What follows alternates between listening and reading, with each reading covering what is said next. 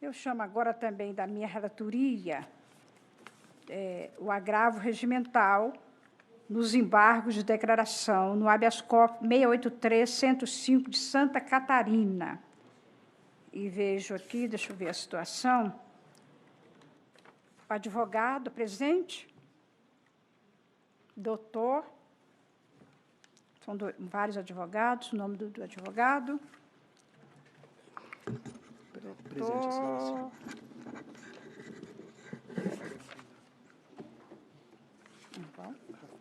Rafael Pina Van Adamek, Excelência. Muito obrigada, doutor.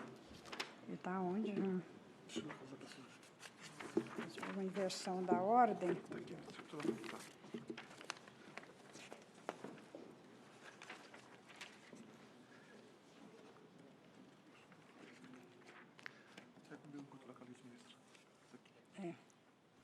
Doutor Rafael Pina, eu indago de Vossa Excelência, doutor Rafael Pina se dispensa ver a situação, a leitura do relatório. Dispenso, sim, senhora. Então, Vossa Excelência já tem a palavra para a sustentação oral.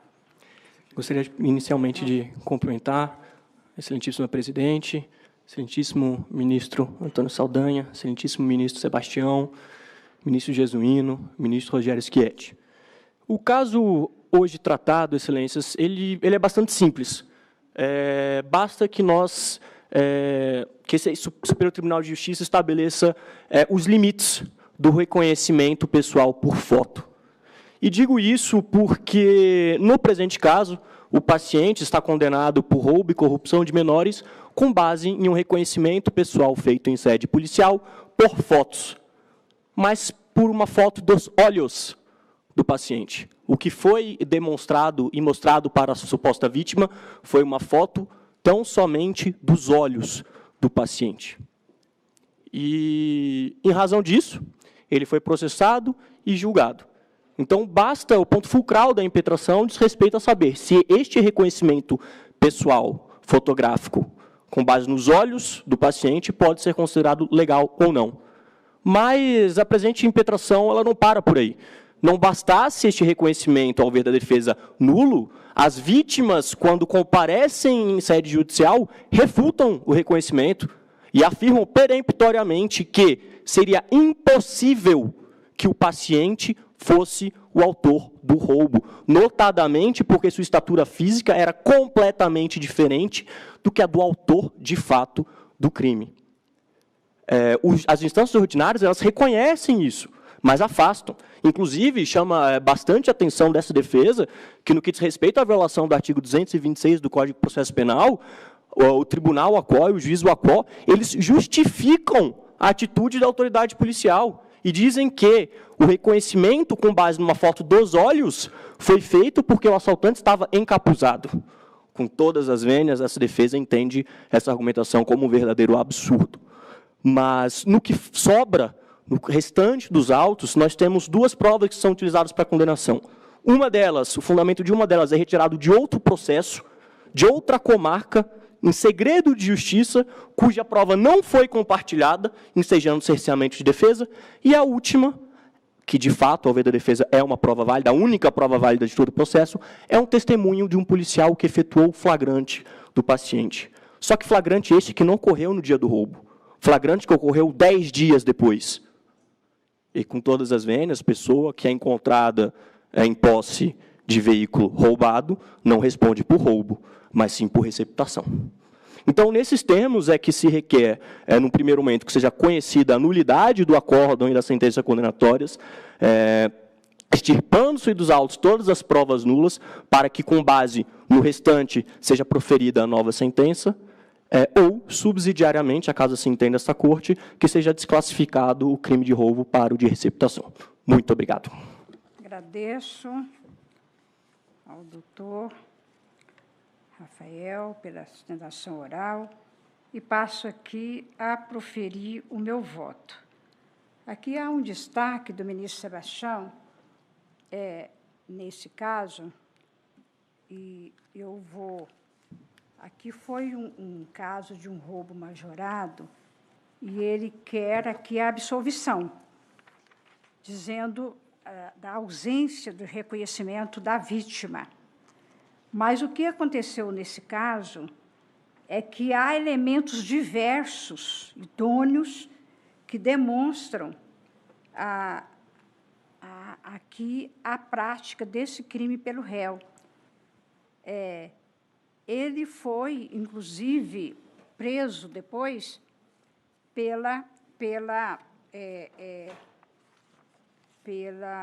na posse do bem subtraído.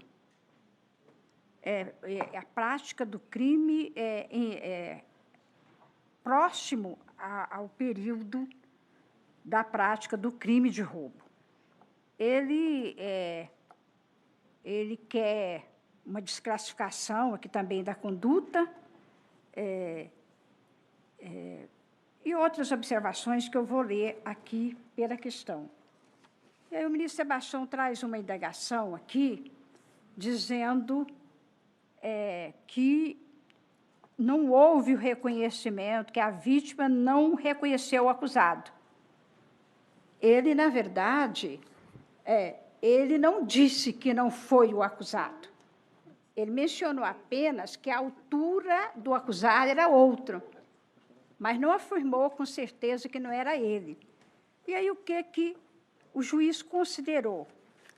E por isso eu estou lendo, eu vou fazer um resumo aqui da ementa, ministro, que minha ementa está exaustiva, e depois vou completar com o voto. Ele quer absolvição.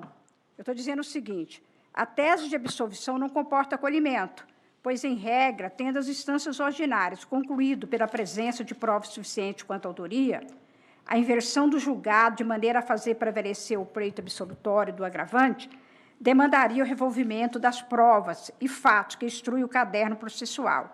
Então, é inviável isso na via eleita. A ausência do reconhecimento do acusado pelas vítimas não desabona as demais provas dos autos, nem visto o contexto que circunda a prática do ilícito penal. As instâncias de origem ponderaram acerca do tempo decorrido entre o crime e a realização da audiência, instrução e julgamento. O temor revelado pelas vítimas que não quiseram sequer prestar depoimento na presença do acusado. Eles não quiseram, aqui, dizendo que não prestava depoimento na frente do réu. Além das condições fáticas da prática do crime. O juiz até disse isso, a decisão, que o crime foi consumado no período noturno. Conferiu-se destaque também ao fato de o réu ter sido surpreendido logo depois na posse do veículo subtraído das vítimas. Além desse ponto, verificou-se a presença de indícios de que o agravante concorreu para a prática de crime similar em período próximo. Também foram verificadas graves incongruências no depoimento de um adolescente que confessou a prática de ambos os delitos e no interrogatório do acusado. Então, eu fiz essa observação no dizer que esse adolescente que teria participado do roubo, ele disse que o acusado não teria participado do roubo. O que ele alegou, o acusado, quando foi preso na posse do carro subtraído? Ele diz o seguinte, que comprou um veículo batido, entregou a Saulo, que à época era menor de idade, cujo pai tinha oficina, quer dizer, o pai dele tinha uma oficina, esse menor, e ele disse que teria entregado esse carro para o agravante, aqui, o Bruno, não é? Na segunda semana de fevereiro, entre dias 10 e 15, quer dizer, esse fato teria acontecido na segunda semana de fevereiro, para realizar os reparos. Ele disse que teria deixado um carro na oficina e foi entregue outro carro para ele. Por isso que ele foi encontrado na posse desse carro. Eu estou dizendo o seguinte, no entanto, o réu foi preso em 4 de março de 2015, na cidade de Palhoça, utilizando o veículo objeto de furto nestes autos, com todos os sinais identificadores alterados. Quer dizer, quando ele foi encontrado na posse do carro das vítimas, o carro já estava com todos os sinais identificadores alterados. Ele fez isso e, quando foi encontrado, né, neste carro, verificaram isso aí. Outro elemento que eu estou dizendo aqui no voto é o seguinte: o agravante, além de não desconstituir as provas apresentadas pelo Ministério Público quanto à prática do crime descrito na denúncia, não trouxe aos autos nenhum elemento a ensejar a desclassificação do crime. Nesse aspecto, em relação à alegada ofensa ao artigo 156 do Código de Processo Penal, por considerar indevido o argumento de que o ônus de desdizer a acusação competia à defesa, verifica que o dispositivo legal indicado como violado dispõe que a prova da alegação incumbirá a quem a fizer. Nesse contexto, tendo a acusação identificado diversos elementos de prova no sentido da responsabilização criminal, cabe, assim, à defesa infirmar as provas apresentadas sem que isso configure indevida inversão do ônus acusatório. E o que me chamou a atenção, como foi assim, relevante esse fundamento aqui do paciente, a hora agravante, agora é agravante, no sentido de por que ele estava com a posse do carro, não é? Do carro das vítimas nesse. O carro foi parado em suas mãos. E ele até fala, o menor, quando diz que ele não participou do crime, que ele não teria participado, esse menor, depois ele mudou o depoimento para dizer isso, ele disse que ele também não sabia que o carro tinha sido encaminhado aqui para a cidade onde ele foi encontrado na posse aqui do agravante, que era ante o paciente. Então, eu estou dizendo assim, sob pena de indevida supressão de instância, não pode essa corte apreciar a suposta nulidade decorrente da alegada falta de estimação da defesa do paciente para participar do interrogatório dos corréus, porque, na verdade, a defesa depois não participou, não teria participado aqui desse interrogatório dos corréus. É uma alegação. E eu estou também, por esse fundamento, afastando essa alegação. E vou colher os votos já está disponibilizado. Eu fiz o destaque também aqui, no decorrer do destaque do ministro Sebastião, por que o réu estaria aqui na posse desse carro, logo depois do carro das vítimas, e em decorrência também dele ter sido, logo depois, sido encontrado por crime idêntico, assim, em data próxima, e com o carro do crime anterior. Eu estou com essas considerações todas negando provimento ao agravo regimental. Como vota o ministro Sebastião Reis? Senhora presidente, eu vou pedir a Vossa Excelência para divergir mais uma vez. Eu acho que nós estamos aqui, ou seja, eu não estou dizendo que não existem elementos que poderiam levar à responsabilização do paciente, mas eu acho que aqui, eu acho que cabe à acusação o ônus de provar efetivamente a responsabilidade. E eu vejo aqui, inclusive Vossa Excelência transcreve o seu voto. A vítima disse o seguinte, que gostaria de prestar depoimento sem a presença do réu, que não reconheceu o réu como sendo o seu agressor, que percebeu que a estatura do réu não era a mesma do seu agressor, que estavam indo em direção a Florianópolis, que estacionaram na entrada de Tubarão, que nesse momento apareceram dois indivíduos, sendo que um rendeu seu marido e o outro abriu a porta de trás do veículo, onde se encontrava a depoente, apontando a arma para o depoente, retirou do veículo e tal. A segunda vítima confirma o que foi dito pela sua esposa, que optou por prestar depoimento sem a presença do réu, que não reconheceu o réu como sendo a pessoa que o assaltou, que a estatura da pessoa que o abordou tinha a mesma estatura do depoente, que o réu é mais alto.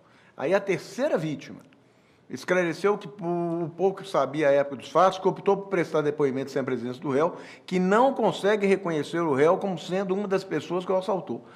Eu fico numa situação muito complicada, ou seja, as três vítimas são unânimes em reconhecer, em afirmar, não é nem assim, eu não sei se foi ou não foi, em afirmar que não foi o réu. E nós estamos condenando porque 10 dias depois ele foi encontrado na posse do carro que foi roubado. Eu acho que eu saiba, eu acho que o advogado, não sei se foi disse da tribuna ou disse no memorial. Isso aí poderia ser tentar caracterizado o crime de receptação. Agora, o roubo, eu não vejo prova suficiente aqui. Hã?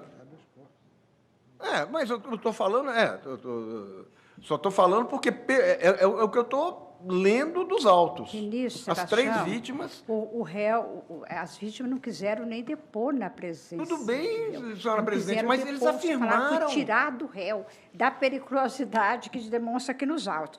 E ele, logo depois, aí o menor fala, não, eu nem sabia que o carro foi para tal lugar onde o réu foi encontrado. Sim. Eu vou pedir vista, tá? Vou pedir vista. Sim? Eu vou pedir vista só, de repente, para... Sim. Ministro, vamos votar. Ministro, Ele vai pedir vamos votar, porque nós estamos com Ele vai muita pedir coisa. vista, senhor presidente. Hã? Ele vai pedir vista. Então, O ministro Rogério. Vossa Excelência já disse isso aqui, ministro? Questão de ordem. O réu está para iniciar cumprimento de pena. O juiz de execuções determinou que ele compareça em 10 dias. Então, em razão desse pedido de vista, se possível, eu gostaria de solicitar aqui uma liminar para que se suspenda a execução até o final do julgamento do habeas corpus. Muito obrigado. É isso. Após o voto da relatora, negando provimento Ele não tá ao falando. agravo regimental. Não, ele tem 10 dias para se apresentar. Se eu não me engano, ele está solto ainda. O réu está preso, excelência. O réu está preso. Não, excelência. Não está preso? Está solto. solto? Bom, mas ele pode, Vossa Excelência pode vir nos autos com esse... Eu já fiz esse pedido liminar, inclusive, antes do julgamento, no momento que ele foi intimado a comparecer. Após o voto do ministro Sebastião, após o voto da relatora, negócio de provimento à obra grave mental, e do voto divergente do ministro Sebastião Reis, dando provimento ao agravo regimental, pediu vista o ministro Rogério Schetti. E eu estou aqui pelo meu voto. O réu está solto, você podia fazer claro, esse requerimento. esclarecimento de fato. Há poucos dias atrás, não sei precisar exatamente quando, o juiz das execuções intimou o réu para, no prazo de 10 dias, de acordo com a resolução do CNJ, comparecesse em juízo para começar a cumprir pena. Em razão disso, nós já formulamos nos autos, inclusive em razão dessa retirada do processo de julgamento virtual e que até então não havia sido incluído em mesa, nós havíamos requerido que fosse concedida a medida liminar a fim de suspender o curso da execução até o julgamento deste writ. Como o processo foi pautado para hoje, ainda não transcorreram os 10 dias, nós aguardamos. Em razão do pedido de vista do ministro Rogério Schetti, eu volto a indagar a Vossas Excelências acerca da possibilidade dessa liminar de suspensão desse comparecimento para início de cumprimento de pena até finalização do julgamento deste habeas corpus. Ministro Rogério, Vossa Excelência traz na próxima sessão, não é possível. Não, na próxima sessão não posso A última assegurar, sessão né? nossa Como é a última, da acho semana. que, É um processo da minha bem parte, exaustivo. não me oponho a que permaneça a situação do réu. Ele está solto, né? Se ele está solto, eu também não me oporia, se Vossa Excelência, com relação a deferir, né, a soltura, que permaneça solto até o julgamento do habeas corpus, certamente virá no início de agosto. Então, eu defiro esse pedido do advogado para que ele permaneça solto até o julgamento do habeas corpus. Agradeço. Muito obrigado. Tá.